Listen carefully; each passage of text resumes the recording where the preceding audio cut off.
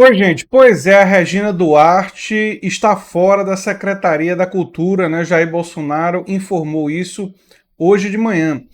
E não é nenhuma surpresa para as pessoas que estão acompanhando a atuação da Regina Duarte, não é? Porque a classe artística reage muito mal a ela.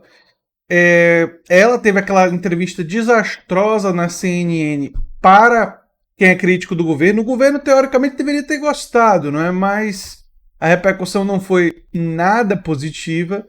E, para piorar a situação de Regina, ela já, naquela entrevista na CNN, já demonstrava que estava muito inconfortável, não estava confortável com o fato de que nomeações estavam sendo feitas e que ela não estava sendo consultada. Ela até teve dificuldade de admitir isso na entrevista, um negócio meio, enfim, ridículo, mas ela claramente demonstra irritação na entrevista, e a gente abordou esse assunto aqui no canal, com o fato de que nomeações estavam sendo realizadas e ela não estava sendo consultada. Ela foi se sentindo isolada dentro do governo Bolsonaro, né? Então, ela tinha o problema duplo, né?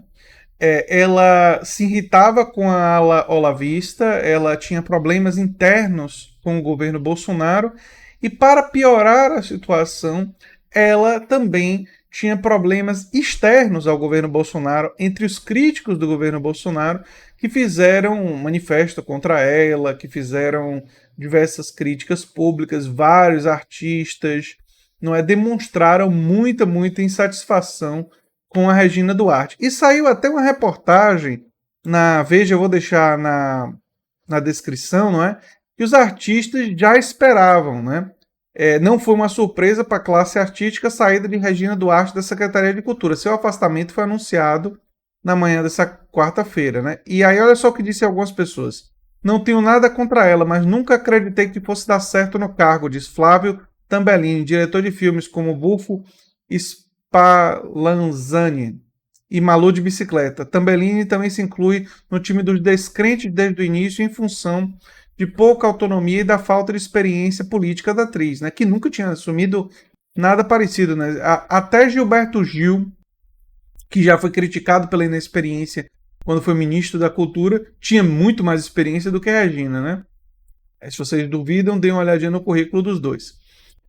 Uma das autoras do manifesto, Regina Duarte Não Nos Representa, assinado por mais de 8.500 pessoas na internet, a atriz Mariana Lima considera que, além da assustadora entrevista que a secretária deu à CNN, na qual minimizou a tortura e a ditadura militar e tudo mais, a inabilidade na gestão da pasta foi um dos pontos cruciais para a indignação que tomou conta de todo mundo que trabalha com cultura no Brasil. Lembrando que a entrevista da Regina revelou indignação com a classe artística e com pessoas em geral, tipo nós aqui no canal. Mas dentro do governo tiveram elogios, né? O general Heleno apareceu, saiu da toca, elogiando, né? Pois bem. Não existiu gestão. Ela não entendia que dinheiro do Ministério da Cultura não é do Ministério, é um dinheiro que pertence à sociedade, que foi arrecadado. Ela caiu de paraquedas ali. Regina não tinha a menor capacidade de gestão para estar onde estava. O grande erro do governo foi achar que só porque uma pessoa tem muitos anos de carreira artística, ela teria capacidade de gerir uma pasta tão complexa como a de cultura, acrescentou Fábio Schwarzer. Fábio Schwarzwald, que é diretor do Museu de Arte Moderna. Né? E o que é uma observação correta, não é? É um equívoco, por exemplo, pegar o astronauta para ciência e tecnologia, Regina Duarte para a cultura. Só porque você tem apoiadores que têm algum tipo de experiência em uma determinada área, não significa que eles têm competência de administração, de gestão, de conhecimento da máquina pública para administrar. São coisas completamente diferentes, né? E aí a reportagem da Veja fala sobre o que eu falei aqui, que o isolamento da secretária também é citado como um dos motivos para sua derrocada.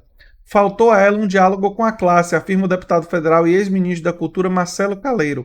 Regina ficou totalmente passiva no momento em que, mais do que nunca, o setor cultural precisava de soluções criativas para o setor. Caleiro também bate na tecla da falta de experiência administrativa e de autonomia. Ela não tinha a menor condição de ocupar o cargo e, além disso, o presidente vê o setor da cultura como adversário. Isso a prejudicou muito. Para o presidente da Associação dos Produtores de Teatro do Rio, Eduardo Barata, a entrevista à CNN foi um divisor de águas. A Regina com quem trabalhei em vários espetáculos não é aquela Regina que vimos na TV. Ela sempre foi amável, mas ali ela demonstrou muita frieza e falta de uma visão histórica e de empatia impressionantes. Aí, Eduardo, eu vou dizer para você, é sim a mesma Regina. A questão é que você, talvez naquele ambiente, vocês não conversavam sobre política, vocês não conversavam sobre, é, enfim, a história do Brasil. Então você tinha uma imagem dela, da empatia que ela tinha dentro do ambiente de trabalho. Pessoas com profundo desconhecimento da história, pessoas que abraçam conspiracionismo, abraçam, enfim, negacionismo, são capazes de ser muito amáveis no ambiente de trabalho, de passar uma imagem positiva, viu, Eduardo? Mas, na verdade, pensar tudo aquilo ali que ela pensou, né? Então, enfim, espero até que você reflita sobre isso, né? Para o presidente da Associação de Produtores de Teatro, aqui foi isso. É o tal do Eduardo. A autora do questionamento que fez Regina ficar indignada e dar, segundo suas próprias palavras, um chilique ao vivo, Maite Proença disse que tinha afeto por ela e odiou vê-la naquele papel. Fiquei perplexa em assistir Regina se expor daquela forma, tratando a tortura e assassinatos da ditadura como algo corriqueiro e por ter banalizado as mortes do Covid em curva assustadoramente ascendente. Aí eu não tenho nenhum reparo a fazer, né? A Maite Proença, a fala dela é precisa, né? A partir dali, a imagem da artista e atriz passou a associar também a imagem de alguém pouco sensível a questões que, para a sociedade como um todo, foi e é doloroso. Essa é a opinião do cientista político e professor da UERJ, Fábio Vasconcelos. No lugar da imagem da Regina atriz, responsável pela interpretação de papéis importantes na TV, e pouco vinculada a questões políticas ou ideológicas, passou a prevalecer a imagem da Regina que faz pouco caso dos mortos, da tortura, do período sombrio da ditadura, ou mesmo de alguém pouco sensível à situação pela qual passa o país nesse momento. Só diria período sombrio da ditadura, não. A ditadura foi toda sombria. Viu, Fábio Vasconcelos? Só um pequeno reparo. Débora Bloch disse que não teve ilusões. Não acreditava ser possível fazer um bom trabalho e colaborar com um governo que defende um pensamento fascista. Afirma a atriz. Difícil acreditar que alguém que se coloca a serviço do projeto autoritário desse governo. Achei que ela seria mais humana do que se mostrou, mas vi que a aproximação dela não era por certa ingenuidade, sim porque ela se identifica com o fascismo. Depois dessa entrevista, não ficou a menor dúvida. E eu concordo com Débora Bloch. Percebam a diferença da Débora Bloch, que viu de fato quem a Regina Duarte é, e o outro que, né, tinha uma imagem construída a partir da afetividade, que é o Eduardo Barata, que não estava vendo a Regina, né? Achou que eram pessoas diferentes. Não, é a mesma pessoa. Só naquele momento anterior você não conhecia ela direito. Para o lugar de Regina foi anunciado o nome do ator Mário Frias. Se não fosse esse momento dramático, eu diria sorrindo. Finaliza Eduardo Barata. É realmente lamentável. Muito lamentável. Pessoal que vê eu penteando o cabelo às vezes pensa que é por questões estéticas, né? Só explicando, gente, eu às vezes quase que por reflexo tô com um pente aqui do lado, não tem nada a ver com estética não, é porque o meu cabelo tá enorme por causa da pandemia, tô sem cortar o cabelo, e às vezes ele fica caindo na cara, fica meio embaraçado, eu fico muito incomodado, e aí quase que por reflexo eu vou e tento desembaraçar ele, tirar dos olhos, ele já tá grande aqui, daqui a pouco eu vou estar com o cabelo pra fazer um rabinho aqui atrás, eu vou ficar com rabo de cavalo. Tá enorme o cabelo, cresce muito rápido. Mas, enfim, nenhuma surpresa, né? Com a saída da Regina Duarte. O principal motivo, obviamente, foi o conflito dela com o governo Bolsonaro. Foi nomeações sem ela ter sido consultada, ela ter entrado em atrito com o governo Bolsonaro por causa disso. Foi o fato dela estar entrando em atrito com a Lola Vista em várias frentes. E aí não resistiu. Não é? Não foi por causa da entrevista da CNN. A entrevista da CNN fez ela entrar em atrito com a classe artística, com gente que já é hostil ao governo Bolsonaro. A entrevista para a CNN para o bolsonarismo seria um motivo para mantê-la no cargo.